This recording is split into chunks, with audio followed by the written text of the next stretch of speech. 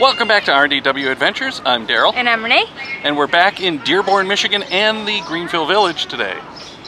Yes, we came, not only is today Member Appreciation Day, so we knew we were going to come anyway.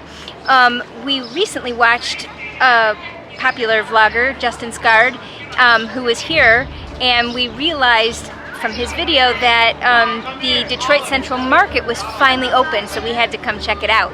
And you should check out that video. It's really good because he does talk a lot about the Henry Ford importance of this. Not just that Henry Ford opened the village and did everything, but what he had done to bring his childhood here and his influences here. The thing, though, that it reminded me of, because he is a big Disneyland vlogger, he does a lot on Walt Disney himself. Disney in general, yes. Yes, Disney in general. But according to Roger Bogey's book, the railroad here inspired the Disneyland Railroad. Right. Disneyland that opened in 1955. However, this railroad didn't encircle the park until 1972. It ran before then, but it didn't circle the whole park. So it's kind of one of those quandaries. I'm sure there was some inspiration there, but if you know exactly what happened with that, please leave us a comment below. But it's one of those things I just want to dig in at some point because I find it fascinating. It's like chicken egg. We know Walt and Henry Ford were friends, and they inspired each other through things. They did. But in any case, we are going to be here today to check out that Detroit Central Market and to check out the rides. So I'm actually sitting here inside the original Detroit Central Market. This building has an interesting history. It was actually open from 1861 to 1890 or something like that. In 1894, this actual structure was moved to Belle Isle and used there, and then it was moved back here very recently. They just opened it after being able to restructure it. They were able to salvage about 80% of the materials and reuse them. So the building isn't quite as long as it was, but they have all the pillars still out. It was missing 16 pillars worth of stuff on top, but they also had to replace some of the pillars in here to meet OSHA standards, and I think they did an excellent job to make them look as close to original as possible. But again, this building is very interesting. This is just opened again at Greenfield Village, and coming soon, probably in 2 years, we're hoping. Right across from here, they're going to have a restaurant, but there will be times where you can buy the fresh food from here, take it over there and cook it and enjoy it.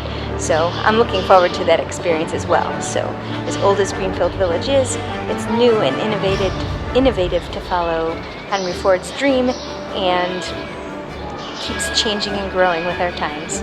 The Night Owl wagon, food wagon that they have over here has a long history, as we found out from one of the folks that we talked to here at the Detroit Central Market. So this is the Owl Night Lunch Wagon, and this is a special item here at the Henry Ford Greenfield Village. This was the lunch wagon that Mr. Ford used when he did the night shift at the Edison Illuminating Company.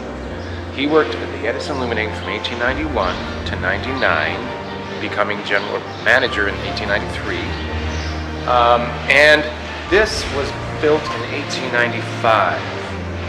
This wagon was the wagon that would come to the Edison Illuminating Company for his night shift, and this is where Mr. Ford would get his nighttime lunch. One of our first food trucks. This one held a very special place in Mr. Ford's heart because it was the one that he would utilize when he was taking his lunch as the general manager of the Edison Illuminating Company. By 1927, still many of these were around. The city of Detroit had tired of them because they were pulled by horses, and horses can be messy. And now we have cars, we have engines. So in 1927, Detroit banned these and said no more of these can be on the city streets. Well, Mr. Ford heard about that, and he had to find this one. He purchased this from the then owner, and it was one of the very first things that was brought to this property in 1927. He purchased it right away and brought it here. The village and the museum had not even been finished yet. They were still under construction. The museum was. And this was just an open land. This was open land. And he was just beginning to bring things here. So this night wagon has been here since the inception of the village. And it's been moved around to various places, and now it finally has a home. So we're going to ride all of the various types of rides today. We're members, so we get the ride bands for free with the level of membership that we've got. It is an add-on, but the train is always that first one that you want to do. And the great thing here about the train is it is a transportation system. There's 3 stops. We're here at the Firestone station at the front of the village, but it also stops at the Susquehanna station and at the Smith Creek Depot.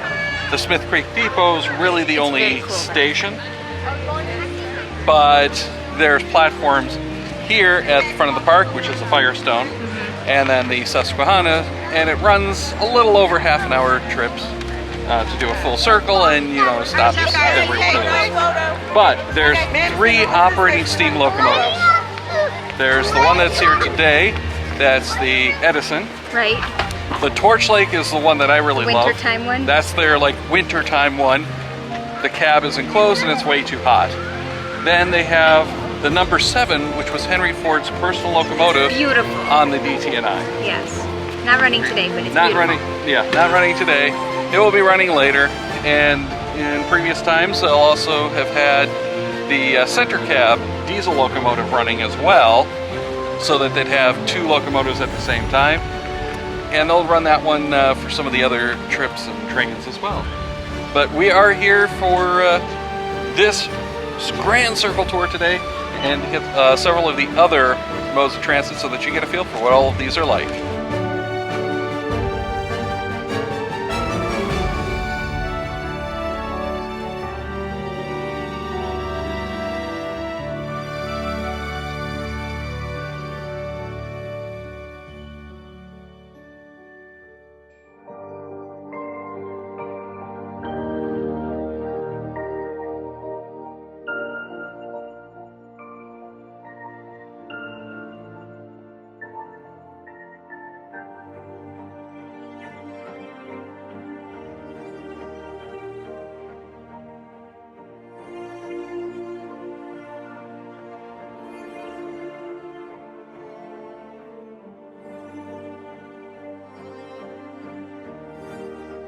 The train is always going to be my favorite, but the Model Ts definitely make my number 2 here at the park, because these are actual Model Ts from the teens and the 20s. We just took a ride on one from 1923.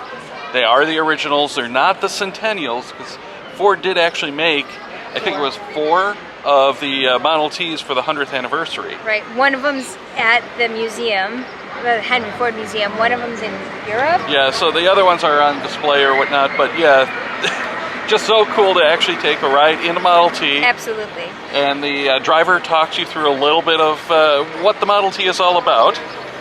The history, how it works, why anyone could drive it. It was, I think she said it was 20 horsepower, 4-cylinder engine. Yep. With 17 miles to the gallon. Yeah.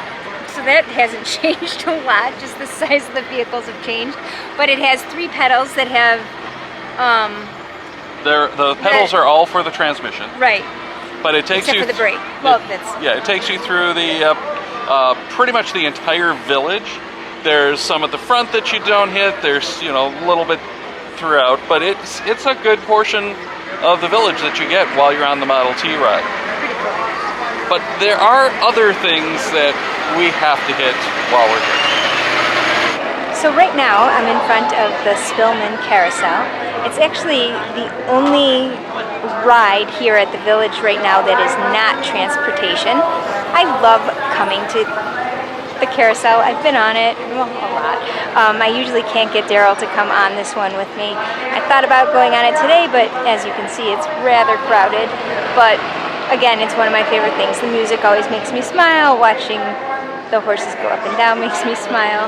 I'm just a big kid at heart, I guess. And what's better than right after this, the concession stand's now open, so you can get ice cream and some other things too, but ice cream. So here we are at our last bus stop waiting for the Omnibus, our last mode of transportation for today. This is one of my favorite stops, if you will. Behind me is the tea house, and it is just beautiful. The flowers, everything. I love coming here. Right now there's an overgrown tree, but I suppose it goes with the fact that the tea house hasn't been open in quite some time. But it is still one of my favorite places to come and walk.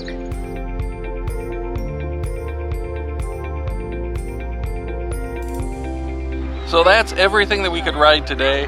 I am hoping that the carriages, the horse-drawn carriages, are going to be coming back, because it wasn't too long ago that they were down to like 3 or 4 days a week for the village. Right. Now we're back to the full 7 days. They're starting to bring back more.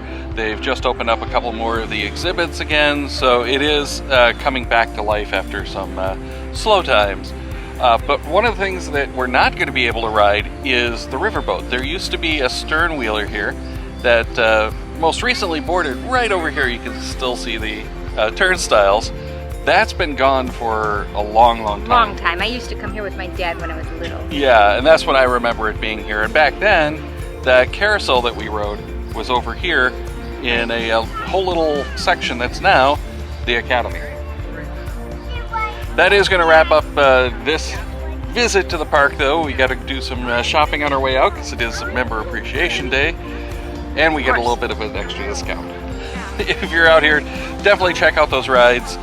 Take a look at what we've done, see what you want to ride, but of course, you always got to do the train. Right, absolutely. Also, check out our other videos by clicking on the channel icon.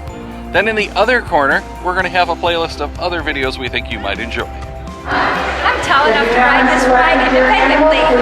These are by far my favorite cookies that I have never perfected in making. Molasses cookies. The only place to get them is at the village.